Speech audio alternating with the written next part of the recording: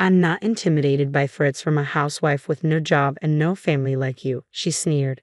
That's right, you're powerless, just like the trash you can't even handle. I get it now, she continued with a smirk. I'm moving out of this house. Good luck, homeless lady, her taunting voice echoed in my ears. I stood there, trying to process her words. This is a great chance for Frank to leave too, she added, turning to him. Come on, let's pack up your stuff and get out. Together, they marched to Frank's room, instructing him to gather his things. Originally, I had only planned to leave, but I never imagined Frank would be thrown out alongside me. My name is Amber, 27 years old, a housewife. I recently married a man named Tom, who is 30, 3 years older than me. At first, I thought he was mature, calm, and had an old soul. He often spoke fondly of his mother, which led me to believe he was a good man who valued his family. But it wasn't until after we were married that I discovered my husband's true nature. On our wedding day, as we exchanged vows, my mother-in-law was all smiles and kind words. I genuinely believed we would have a happy marriage. Shortly after, Tom suggested we move in with his mother, explaining that his father had passed away a few years ago and that he wanted to be close to her. Trusting him and thinking his mother was someone I could rely on, I agreed to the arrangement. But as soon as we were married, everything changed. Both my husband and mother-in-law revealed their true colors. Amber, hurry up and bring me some tea, and clean the bathroom and toilet. Now, my mother-in-law's once gentle voice became sharp and commanding as she barked orders at me. Was she trying to intimidate me, or was this her way of asserting dominance because of her age? She would constantly call out to me, her voice booming through the house, making me do all sorts of chores. But the most shocking revelation was discovering a man I didn't know in the kitchen one morning. I froze, not knowing what to do. Noticing my confusion, he introduced himself. I'm Frank, Tom's younger brother. I had never been told that Tom had a brother, let alone that we would be living with him. It was a startling surprise. Frank was the same age as me minus 27. I approached my mother-in-law, asking her why she hadn't mentioned him before. Oh, you mean Frank? Don't worry about him. He's just a recluse, she responded dismissively. I was stunned. How could she be so indifferent toward her own son? Calling him a ghost, she seemed content with just having Tom around, dismissing Frank as nothing more than a useless hermit who only left the house for grocery shopping. Her words left me disillusioned, shocked at how drastically she had changed since we got married. It was heartbreaking to see a mother discriminate against her own children. As an only child with no siblings to compare myself to, I couldn't fathom being treated this way by my own mother.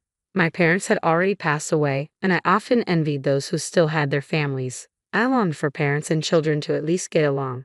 When Tom returned from work, I asked him about Frank, hoping that maybe there was more to their relationship. Just ignore him, Tom replied coldly. Pretend he doesn't exist. He won't bother you. His dismissive tone crushed me. How could he be so heartless, referring to his own brother as if he were nothing? My idealized image of Tom shattered, revealing a man with no real family bonds, a mere mama's boy.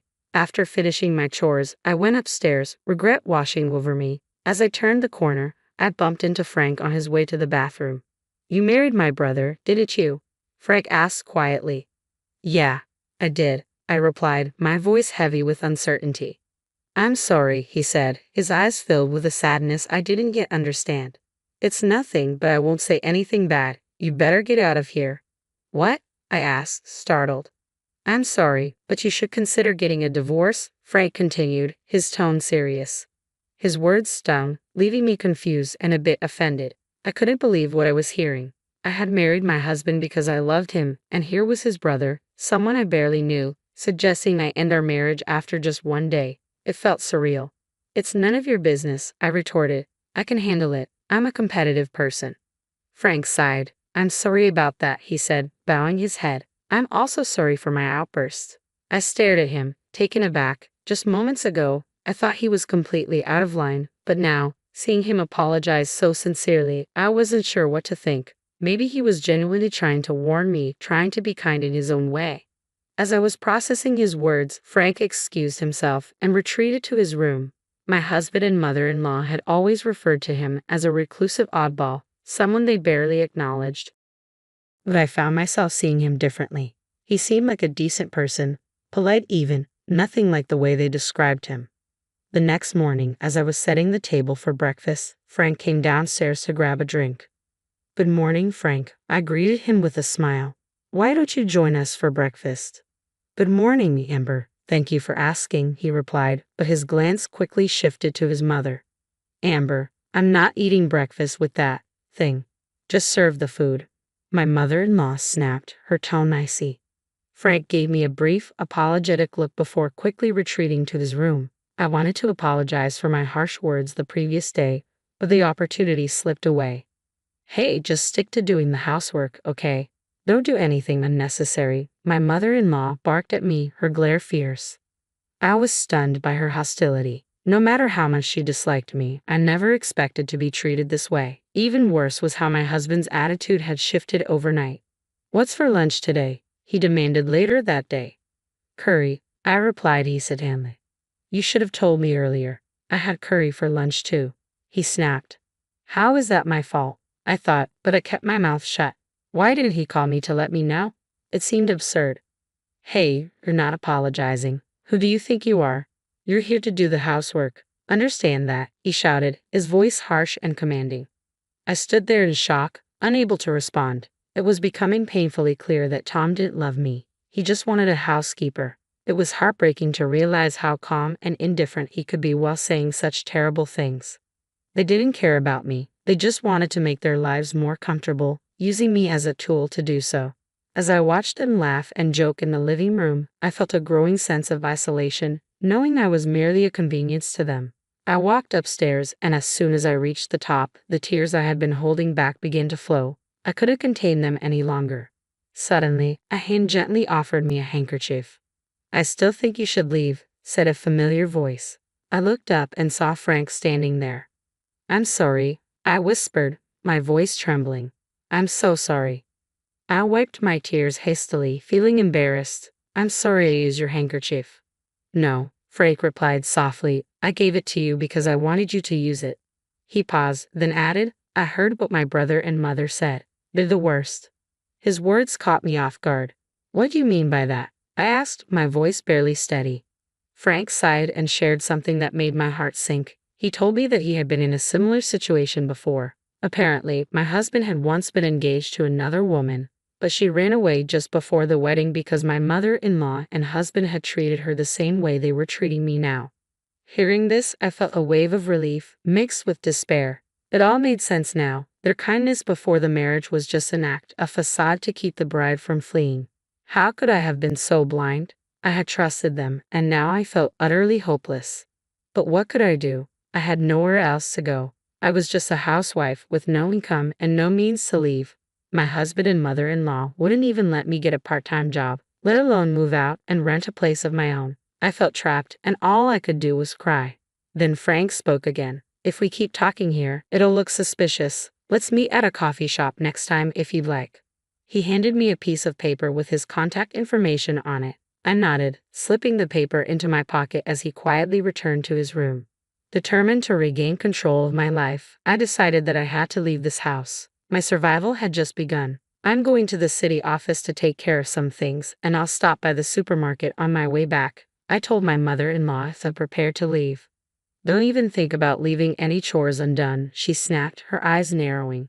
But I had made sure everything was in perfect order before I left. As I walked at the door, she mumbled something about not accepting it if I was late for dinner. I pretended to agree and headed straight to the coffee shop where Frank and I had agreed to meet. Over coffee, I confided in Frank. I told him about my parents, how they were gone now, and how I couldn't rely on them anymore. I shared that I had canceled the lease on the house I was renting before the marriage and had quit my job, leaving me with nothing. But deep down, I knew I had to find a way out. This was just the beginning, and I was determined to survive. I told Frank that I would have to start my life over from scratch. It's hard to move out of the house under these circumstances, isn't it? The biggest obstacle is the work. I'm tied up with my mother-in-law and husband from early morning until late at night. Frank seemed deep in thought for a moment before asking, "Amber, can you draw?" I blinked, caught off guard. "Ha! What do you mean?" He smiled. "I mean, can you draw? Like art?"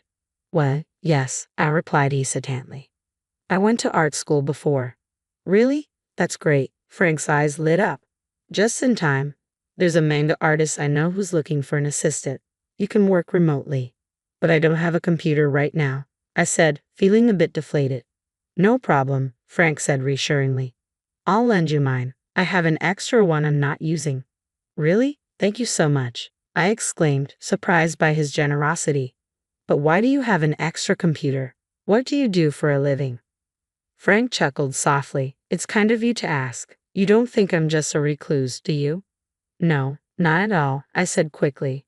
You're always polite and well-groomed. I never thought that. He nodded. I work from home. I'm actually an engineer. I used to work for a company, but now I run my own business. I was astonished. Really? I had no idea you were a business owner. Yes, Frank continued. It's easier for me to manage things this way since I take on projects independently. We also have a few web designers as employees, but everything is done remotely. So that's why you're home all the time, I mused.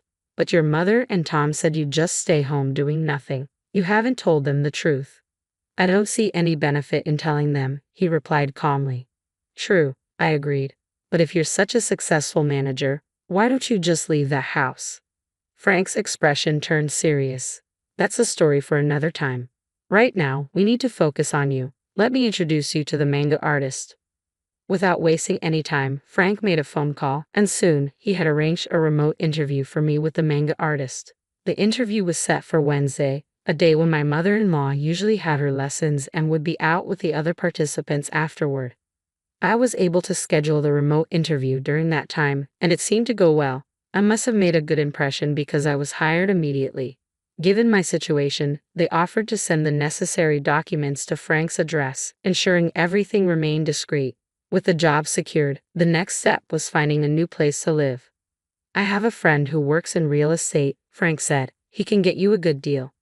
I couldn't help but wonder who this guy was. He seemed to have endless resources. Thanks to Frank's connections, our search for a new place went smoothly. We quickly signed a lease on a place that fit my needs perfectly. Just when everything seemed to be falling into place, things took a turn. One night, I was awakened by my husband who had just returned home, slightly drunk. Hey, where's dinner? He demanded, shaking me awake. Dinner? It's midnight, I replied groggily. You said you didn't want to eat because you were going out for drinks. Shut up, he snapped. The king comes home, and you won't even get up to greet him. Now you're saying you didn't cook dinner? You're a worthless wife. His words cut deep, igniting a fire in me. Do you have any idea how hard I've been working with your mother for you? I shot back. How dare you act so superior to me? Because you're my wife, he sneered. A wife should support her husband, and your job is to take care of the house. If you can't do that, don't stand against me. A wife who can't do housework is nothing but trash. As he finished speaking, I heard the door creak open. My mother-in-law entered, looking just as displeased.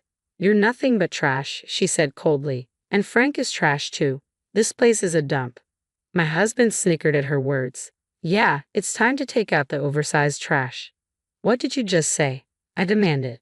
With a smirk, he opened a drawer and pulled out a document. This is what I mean, he said, holding up divorce papers. You're no good to me anymore. I'm going to find another wife who can actually take care of me. So I'm divorcing you. Get the hell out of my house. You're disgusting. You think of your wife as nothing more than a slave? I asked, my voice trembling with a mix of anger and disbelief. Is that what you want in a marriage? Someone who acts like a housekeeper? You think I care about what you say? He scoffed. A jobless, parentless woman like you. What are you going to do? You're just garbage. My mother-in-law chimed in, laughing along with him. That's right. You're nothing but trash, and there's nothing you can do about it. Their words were like knives, but I wasn't going to let them break me. I see how you really feel, I said calmly. I'm moving out of this house.